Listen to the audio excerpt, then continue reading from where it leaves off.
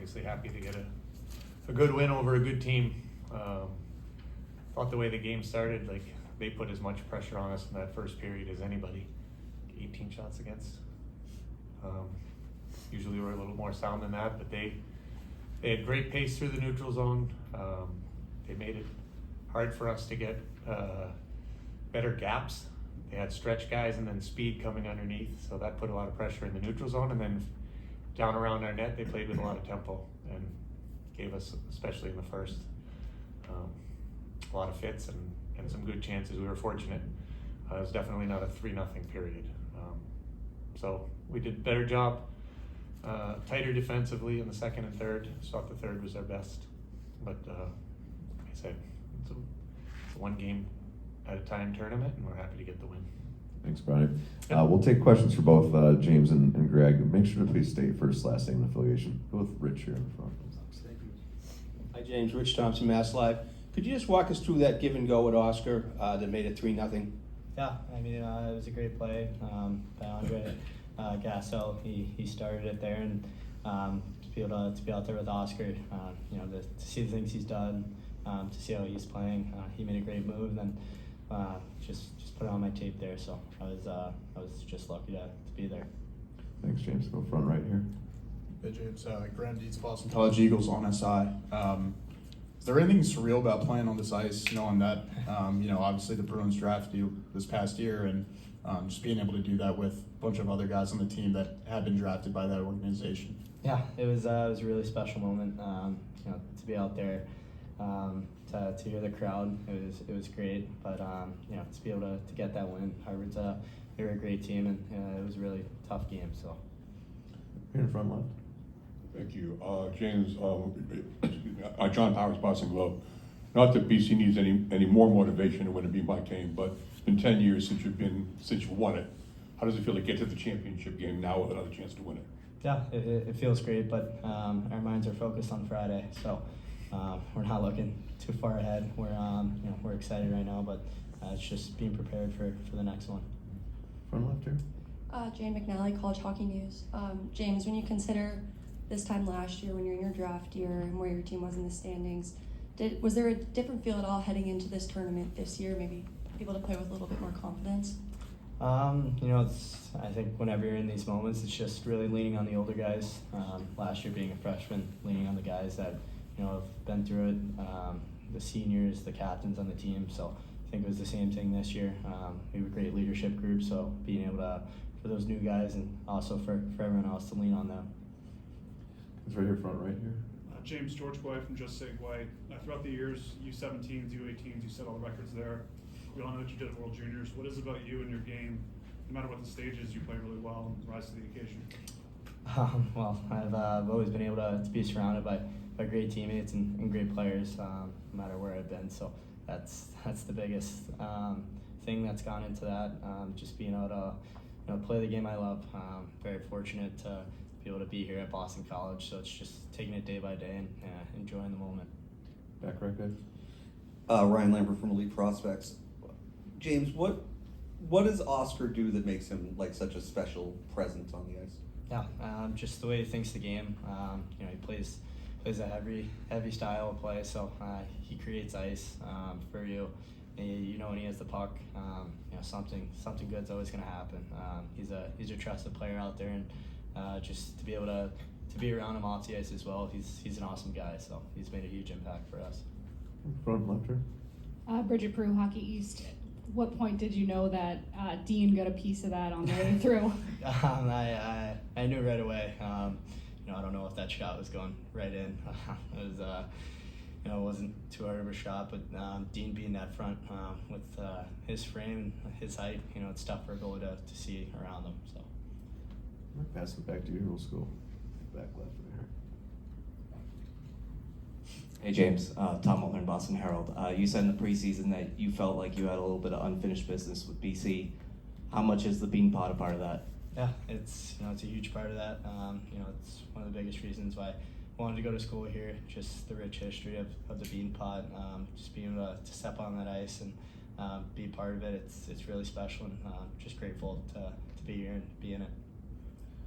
Take one more if there's out there. Right up here front. Door. Thank you. Josh Minashak, College Hockey News. Greg, just do you have an update on Stega and Yelvik?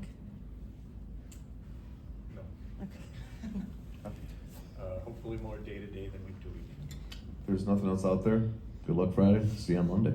Thanks, guys. You're all set. Appreciate it. Thank you. Thanks, James. Yeah, Coach, just, Yep. you talked about the first period, you guys, faced 18 shots, and then second, you flipped the switch.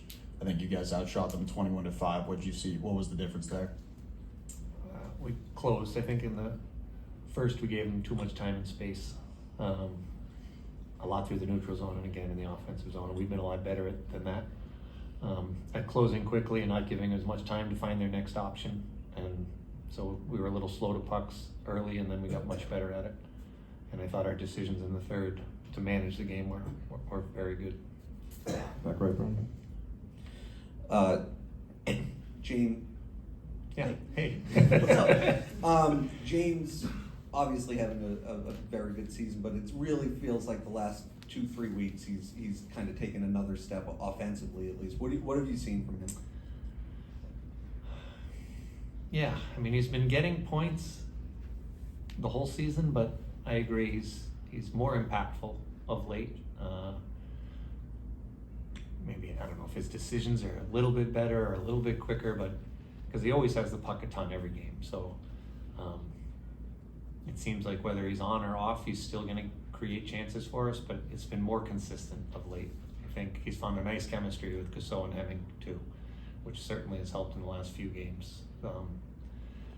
Probably just him being, continuing to be assertive all the time has really helped him, but it's definitely, he was good, but now he's even taking it up a notch.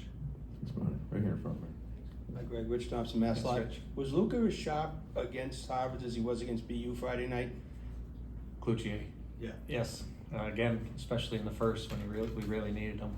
Both games he was outstanding. He's really seeing the puck while he's tracking it. You don't see a lot of times where he's not finding pucks or they're hitting him or the boards and he wasn't even aware where it was. So his athleticism has always been good, but it feels like he's anticipating even better now. Ronnie right here, front left. Greg, John Powers, Boston Yep. Globe. Hey, I John. know that James had mentioned that they weren't looking past Friday, but I remember you said last year you felt badly for the seniors who never got a chance to win this thing. And how about now you have a new, there is a new senior class, another chance. Yep. It's such a fun tournament, and the history of it. Of course, the local kids, but even the guys, they understand once they're at school very quickly how important it is. The faculty and the people around Conti forums are saying, good luck in the Beanpot. Like people that you didn't even know were aware that we have hockey. So they feel the impact of it, and you want to experience that. It's something you want to hang your hat on and get one. So our seniors are excited for it, and the whole team is excited. Yep.